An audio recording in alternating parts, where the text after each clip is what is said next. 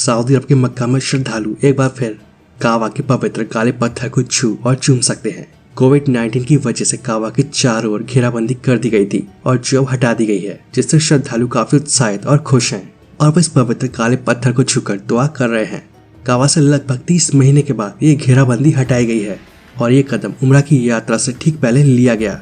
लेकिन ये उम्रा क्या होता है? हज की तरह उम्रा में मुसलमान मक्का की यात्रा कर प्रार्थना करते हैं।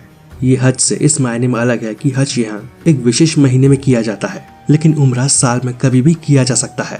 दोस्तों, उम्रा के दौरान हज में कई धार्मिक कर्मकांड किए जाते हैं। उम्रा के लिए दुनिया भर से करोड़ों मुसलमान मक्का की यात्रा करते हैं और इसमें से बहुत सारे लोग मक्का के पास स्थित मदीना की भी यात्रा करते हैं। सऊदी अरब ने इस साल कोरोना महामारी की वजह से लगाए गए ज्यादातर प्रतिबंधों को हटा लिया है।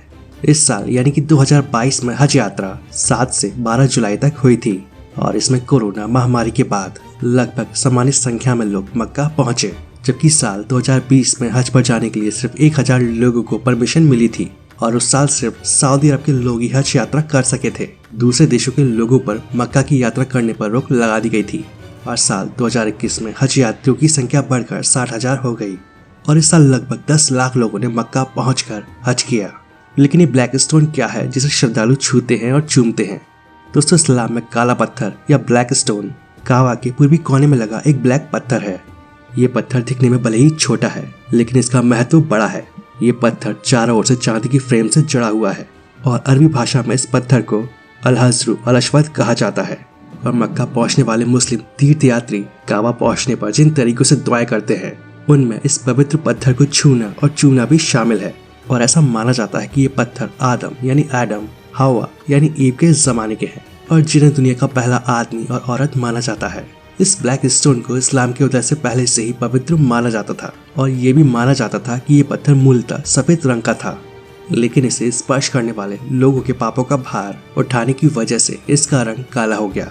सऊदी अरब में मौजूद मक्का पूरी दुनिया के मुसलमान लोगों के लिए एक पवित्र धर्म स्थल है और इस्लाम को मानने वाले हर एक शख्स के लिए जीवन में कम से कम एक बार हज करना जरूरी माना जाता है। बस शर्त यही है कि उसके पास इसके लिए सुविधा हो और वो शारीरिक रूप से सक्षम हो। मक्का पहुंचने के बाद मुसलमान श्रद्धालु मस्जिद अल हरम जाते हैं और 7 बार काबा के चक्कर लगाकर दुआ और अल्लाह की प्रार्थना करते हैं और इसके बाद श्रद्धालु वहां पर कई और धार्मिक आयोजनों में भी हिस्सा लेते हैं। हज के लिए सऊदी अरब के पवित्र शहर मक्का की यात्रा करने वाले यात्री मक्का से लगभग 450 किलोमीटर दूर मदीना शहर भी जा सकते हैं। मदीना में मस्जिद ए नबवी है और यहाँ पर श्रद्धालु नमाज पढ़ा करते हैं।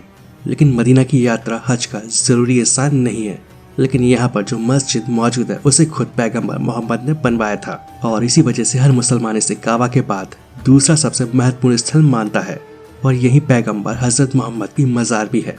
हज यात्री उसके भी दर्शन करते हैं।